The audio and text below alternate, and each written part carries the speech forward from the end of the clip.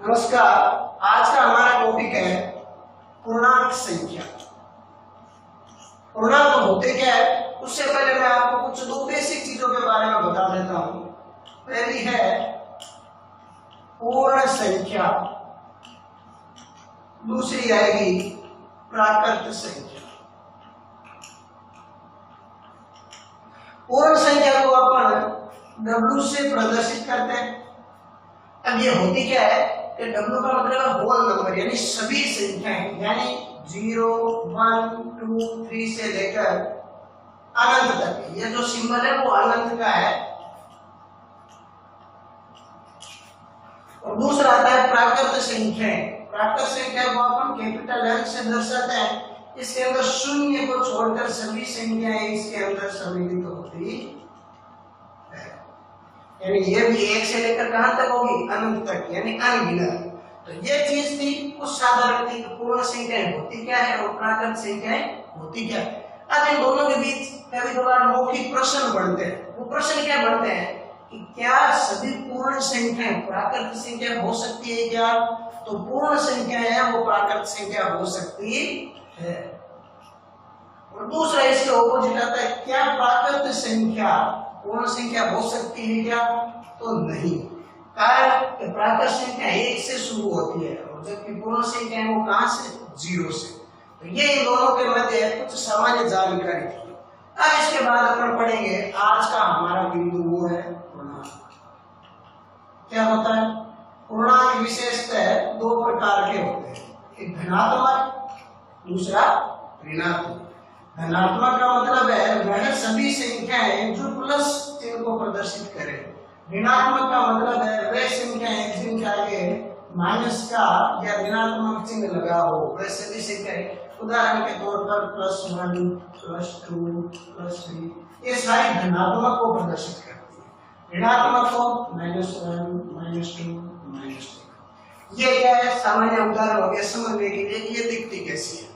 अब पूर्णांक संख्याओं को हल करने से पहले हम कुछ नियमों के बारे में पढ़ेंगे। वो नियम क्या है, देखो।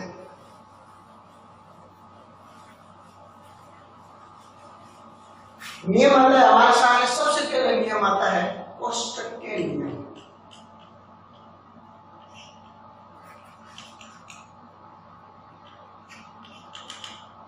कोष्टक के नियम दो प्रकार के होते हैं।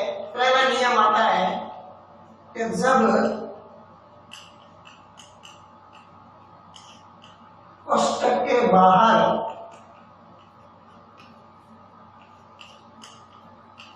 इस प्रकार कोष्टक के बाहर धनात्मक चिन्ह हो तो अंदर की संख्या का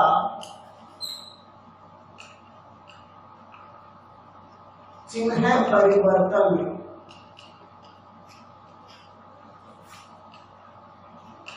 नहीं होता है। अब किस प्रकार, उदाहरण से देख कि मैंने संख्या लिख दी, पहले कोष्टक के बाहर प्लस, अंदर मैंने लिख दिया -5। अब अगर कोष्टक के बाहर प्लस का चिन्ह है, कोष्टक के बाहर धनात्मक चिन्ह हो, अंदर की संख्या का चिन्ह परिवर्तन नहीं होता है। यानी इसको अगर लिखेंगे तो वो कैसे लिख देंगे, सीधे -5। यही कोष्टक के बाहर प्लस का चिन्ह और अंदर अगर अपन ने प्लस के साथ लिख दिया है तो ये वही है, अंदर का चिन्ह वो नहीं बदलेगा, यानी +7 के +7। इस प्रकार हम इन कोष्टक को हल करते हैं। दूसरा नियम क्या आता है, नियम वही है, थोड़ा सा परिवर्तन है कि जब कोष्टक के बाहर पहले धनात्मक था, अब क्या जाएगा, ऋणात्मक का चिन्ह। कोष्टक के बाहर ऋणात्मक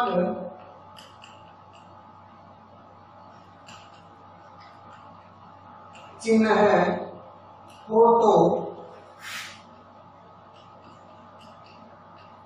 कोष्टक के अंदर की संख्या का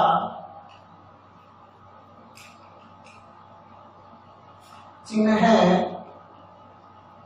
बदल जाएगा। इसमें थोड़ा सा परिवर्तन है, उसमें चिन्ह नहीं बदल रहा था, इसमें चिन्ह है वो बदल जाएगा। कैसे? तो उदाहरण देखें, वही कोष्टक के बाहर माइनस, अंदर मैंने रख दिया माइनस के पास।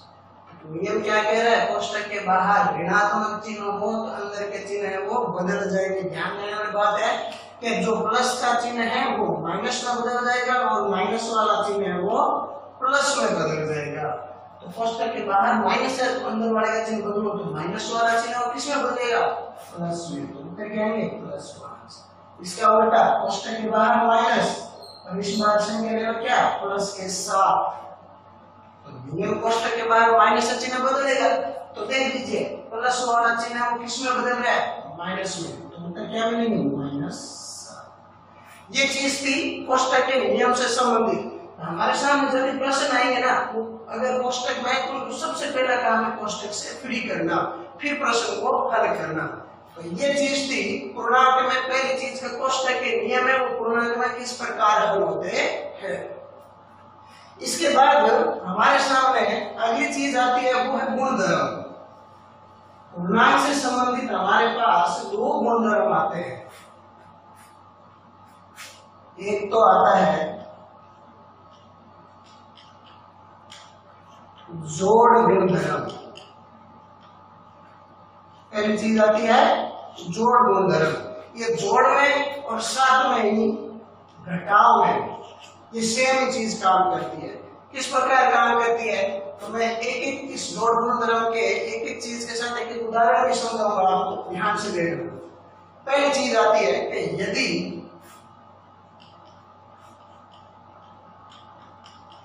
दोनों संख्या प्लस और प्लस हो, कहने का मतलब अगर दो संख्याओं में दोनों अगर प्लस की है तो जोड़कर प्लस में उत्तर आएंगे। कहने का मतलब क्या? अगर कोई दो धनात्मक संख्याओं को अगर एक साथ आ जाए तो पहला काम है जोड़िए और उनके उत्तर के आगे किसका चिन्ह लगेगा? प्लस का। तो उदाहरण देख लीजिए कि अगर प्लस 9 और प्लस 7 इनको हल करना है तो कैसे? मैंने अभी बताया दोनों धनात्मक है तो जोड़ना है, तो जोड़ दीजिए 9 और 7 16। फिर मैंने क्या किया? उत्तर किस में आएंगे? प्लस में आएंगे, तो प्लस 16। ये पहला नियम है जोड़ गुणधर्म का। इसके बाद आते हैं दूसरे गुणधर्म में कि यदि दोनों संख्या, इस बार संख्या दोनों धनात्मक की जगह क्या हो? अगर दो संख्याएं ऋणात्मक आ जाए तो क्या करना है? तो जोड़ना है। पहला काम जोड़ना ही है। फिर इसमें प्लस के उत्तर आ रहे थे, इसमें माइनस में उत्तर आएंगे। कैसे? एक उदाहरण इसका भी देख लो कि मेरे पास संख्या लेनी मैंने माइनस के 7 और माइनस के ही 3। दोनों संख्या है, दोनों संख्या ऋणात्मक है। तो मैंने क्या किया? जब संख्या दोनों ऋणात्मक हो तो जोड़ना है। पहला काम क्या करना है? जोड़ना है। तो 7 और 3 10 जोड़ दिया। फिर माइनस में उत्तर आएंगे तो आगे माइनस का चिन्ह लगा दीजिए। इसे क्या समझ में आया कि जोड़ गुणधर्म में अगर दोनों संख्या धनात्मक है तो जुड़ेगी और धनात्मक उत्तर आएंगे। दोनों संख्या ऋणात्मक है तो जुड़ेंगे तो सही, और इस बार उत्तर किस में आएंगे? माइनस। यानी माइनस और माइनस जुड़कर क्या हो जाते हैं? माइनस ही होते हैं। ये दो नियम थे। इसके साथ तीसरा नियम आता है। तीसरा नियम यही कहता है यदि दोनों संख्या विपरीत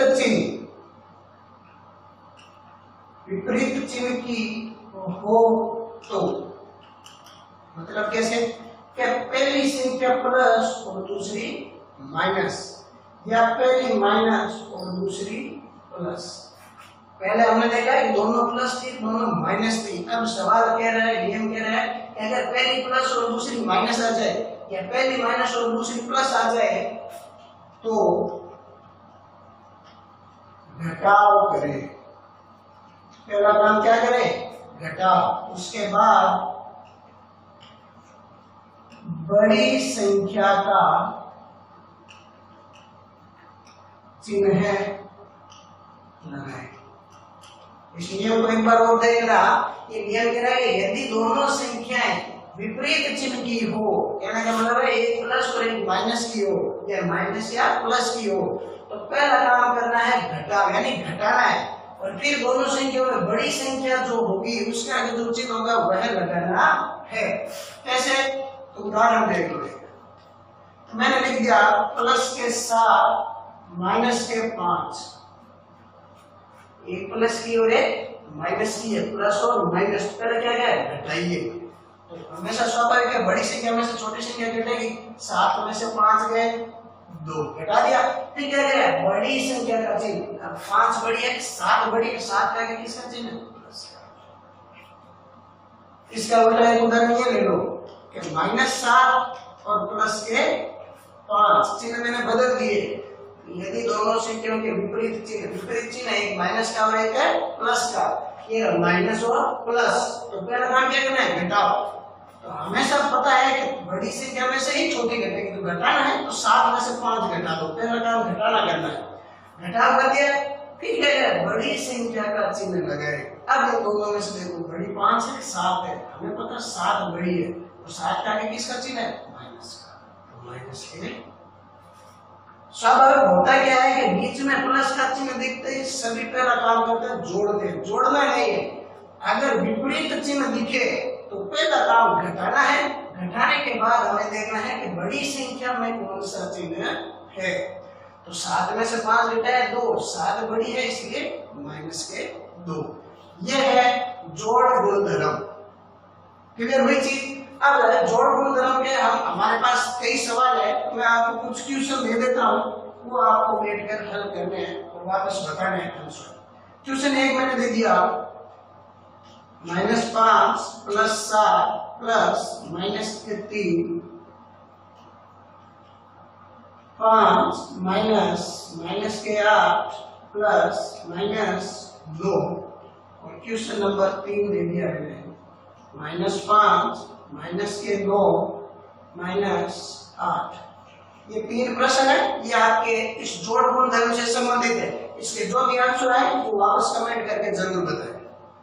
अब जोड़ गुणधर्म के बाद बात ये आती है कि जोड़ के बाद ये नियम और कहाँ काम आते हैं। तो जोड़ के बाद हम दूसरी चीज पढ़ेंगे, वो है गुणा गुणधर्म।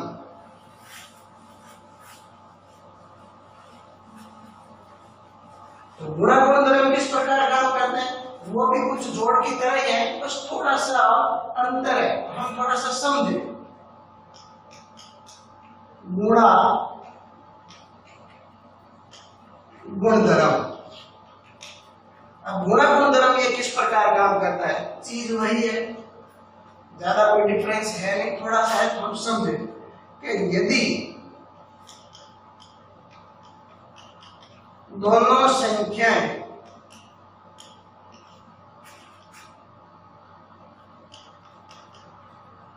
धनात्मक एवं ऋणात्मक हो तो क्या कह रहा है? अगर पहली संख्या प्लस में और दूसरी भी संख्या प्लस में, यानी दोनों संख्या प्लस में हो और अगर बीच में उनके गुणा का चिन्ह हो, या दोनों संख्याएं माइनस की और बीच में गुणा का चिन्ह हो, तो क्या करते हैं? देखिए, तो पहला काम है गुणा चिन्ह लगा हुआ तो गुणा करें। पहला काम क्या है?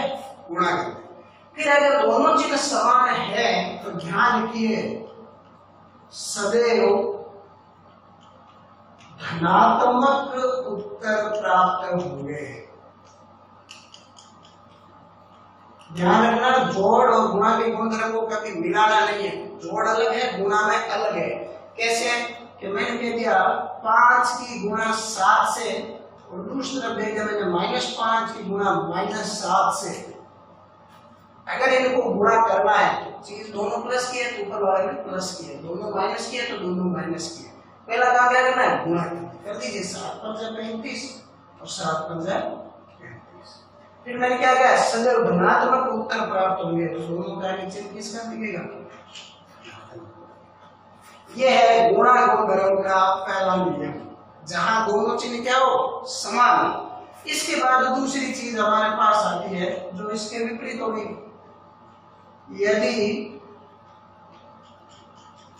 दोनों संख्याएं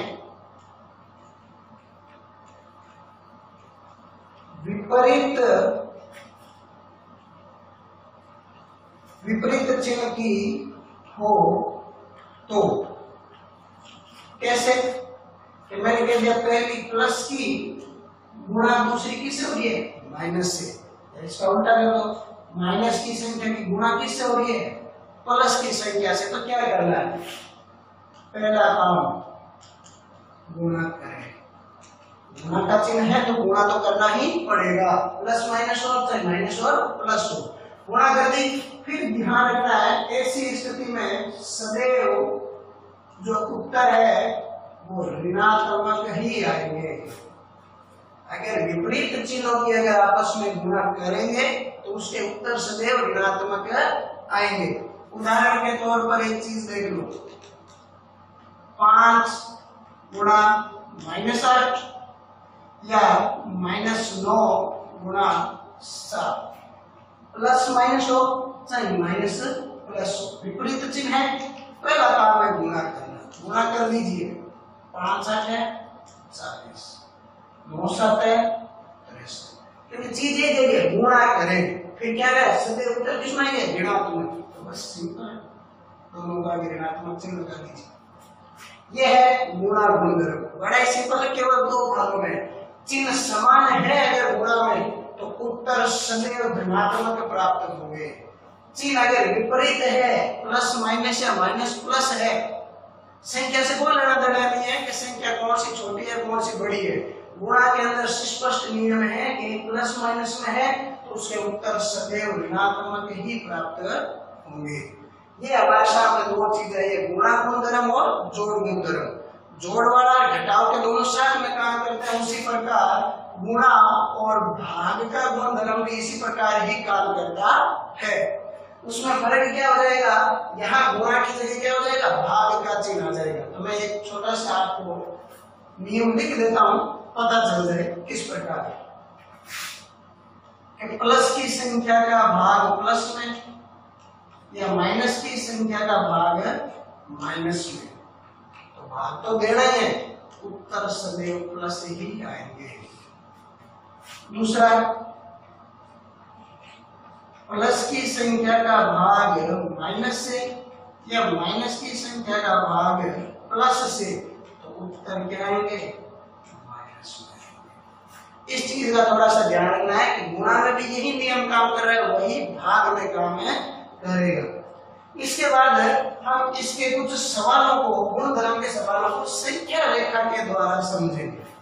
अब बात यह है कि संख्या रेखा कहते किसे, तो संख्या रेखा एक तरीके से हमारे पास एक स्केल होता है जो हम रेखा गणित में या ज्यामिति बुक्स में देखा होगा। हमारे पास जो स्केल होता है वो सारे धनात्मक आंकड़े होते हैं और पूर्णांक हमारे पास किसके हैं, प्लस और माइनस दोनों के हैं। तो हम एक ऐसा स्केल बना देते हैं जो प्लस और माइनस दोनों को प्रदर्शित करे, जिसका मध्य बिंदु सदैव क्या रहता है, 0 शून्य। शून्य कभी धनात्मक और ऋणात्मक नहीं रहता है।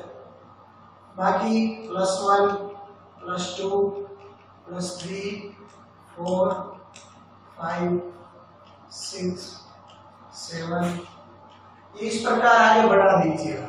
यानी इस तरफ जो भी मान होंगे वो धनात्मक को प्रदर्शित करेंगे, यानी दाएं भाग की ओर।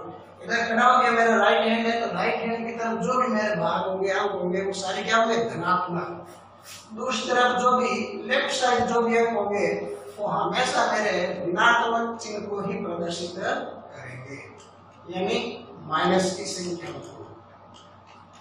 माइनस के लिए किधर जाना है, लेफ्ट बाई ओर। अब हम देखते हैं ये संख्या रेखा हमारे जोड़ बाकी में किस प्रकार काम आती है।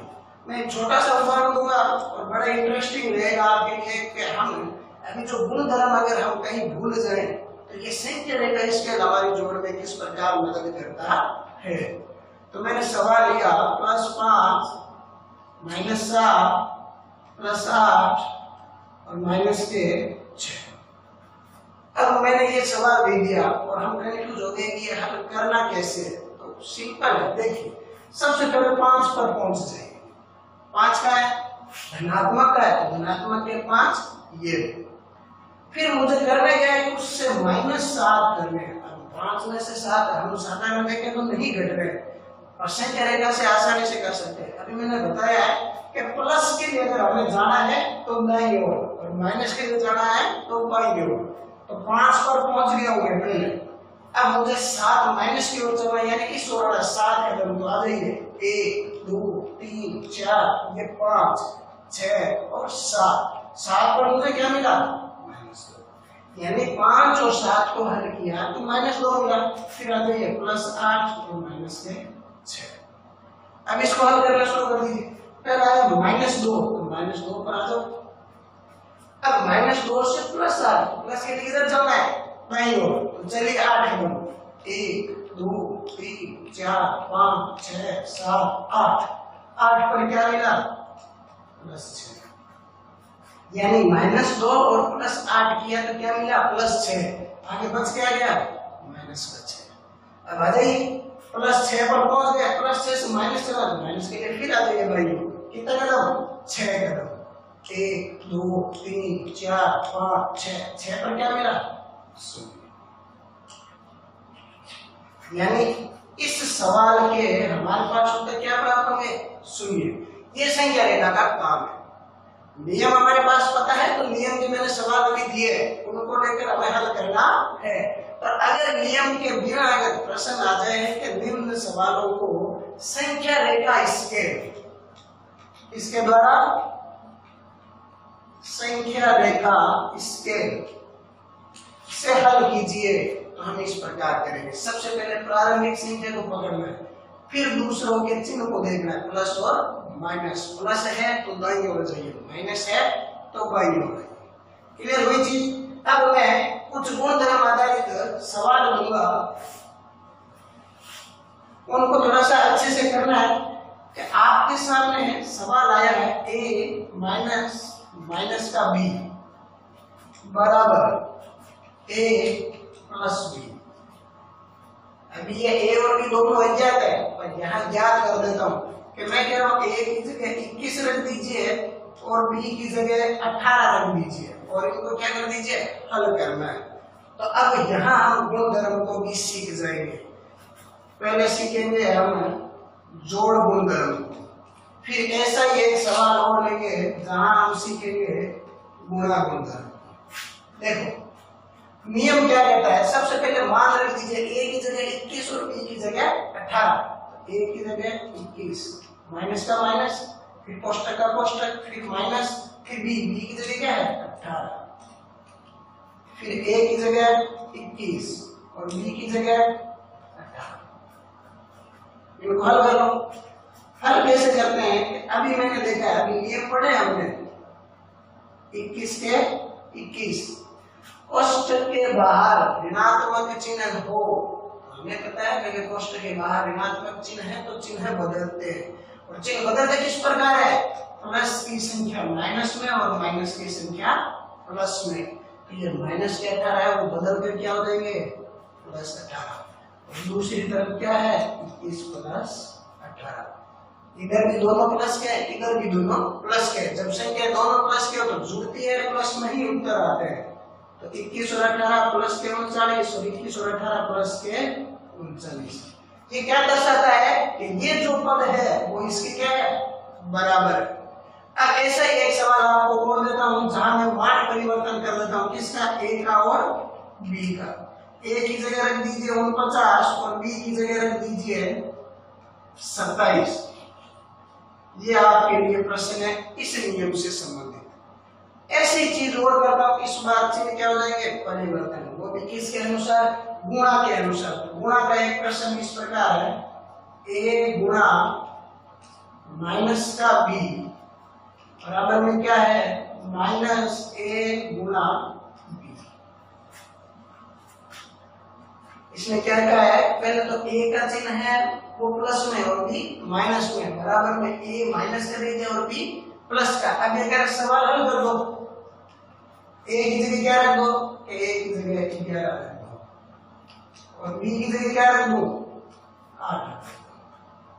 हल करना शुरू कर दीजिए। ए की जगह 11 ए का 11 फिर गुना कोष्टक फिर माइनस बी की जगह 8 बराबर ए की जगह माइनस का है तो माइनस 11 गुना बी की जगह 8। एक तो जब अगर संख्याएं गुणा में और भाग में होना तो माइनस की संख्या को एक बार कोष्टक में रख दीजिए ताकि दो चीजें कभी एक साथ नहीं रहे हमारे। अब गुणा गुणधर्म में आ जाओ। गुणा का गुणधर्म क्या कहता है संख्या प्लस में माइनस में या माइनस में और प्लस में किसी भी प्रकार हो पहला काम क्या है गुणा करना यानी 11 8 है 88 फिर 11 को 8 से किया तो भी 88। अब चर्चा कर लेते हैं चिन्ह की। तो एक प्लस है एक माइनस है इधर एक माइनस और एक प्लस है। गुणा गुणधर्म क्या कहता है विपरीत चिन्हों में हमेशा माइनस के ही उत्तर आते हैं। तो कैसे किसके हो गए माइनस के यानी ये दोनों अवयव भी एक दूसरे के क्या हुए बराबर। तो प्रश्न क्या कह रहा है इधर b माइनस का और इधर a माइनस का यानी ये सत्यापित हो गया ये दोनों चीजें एक दूसरे की क्या होगी बराबर होगी। अब हम हल कर देते हैं। उसके लिए एक प्रश्न है आपको जो घर पर करना है। a का मान है 9 और b का मान माइनस के 12। ये प्रश्न है वो किस नियम से आधारित आपको हल करना है जो आज का गृह कार्य हो गया आपके लिए। हमने अब तक पढ़ लिया पूर्णांक संख्याएं जोड़ गुणधर्म गुणा गुणधर्म और उनसे संबंधित कुछ प्रश्न। अब इन्हीं प्रश्नों का अगला लेवल क्या आता है हमारे सामने वो ध्यान देने वाली बात है।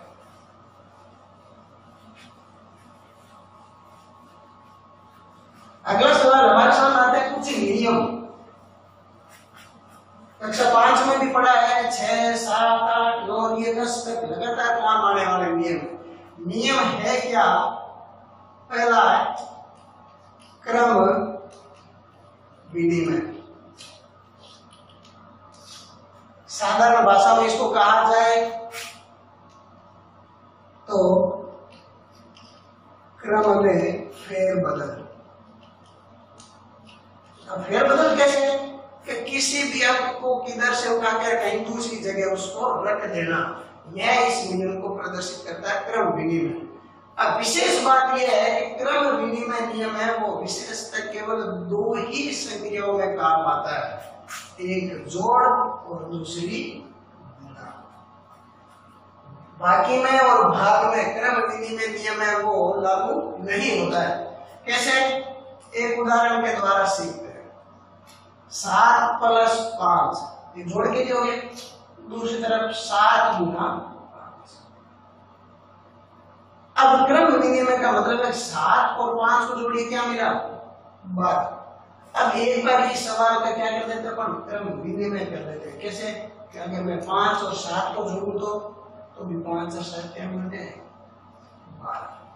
कहने का मतलब क्या है कि अगर दो संख्याओं में या तीन संख्या ले लो 4 ले लो अगर उनके बीच जोड़ का चिन्ह है तो उनके संख्याओं को आप किधर भी स्थानांतरित कीजिए उनके उत्तर में कोई परिवर्तन नहीं आएगा। यही चीज लागू होती है गुणा में भी 7 गुणा 5 ये 5 गुणा 7। क्रम क्या हो गया आगे पीछे हो गए यानी क्रम विनिमय हो गया। अब उत्तर देखिए 7 × 35 और 5 7 है दोनों चीजें एक दूसरे की क्या है बराबर है। यही क्रम विनिमय नियम कहलाता है जो विशेषतः जोड़ में और गुणा में लगता है। इसी आधारित हम एक दो क्वेश्चंस में दे देता हूं आपको जो यही नियम लगाते हुए करना है ताकि आपको उत्तर क्या आ जाए थोड़ा जल्दी आ जाए। कैसे 8 गुणा 45 गुणा 125 ये प्रश्न है इसको क्रम विनिमय से करना है और इस प्रकार करना है ये थोड़ा सरल तरीके से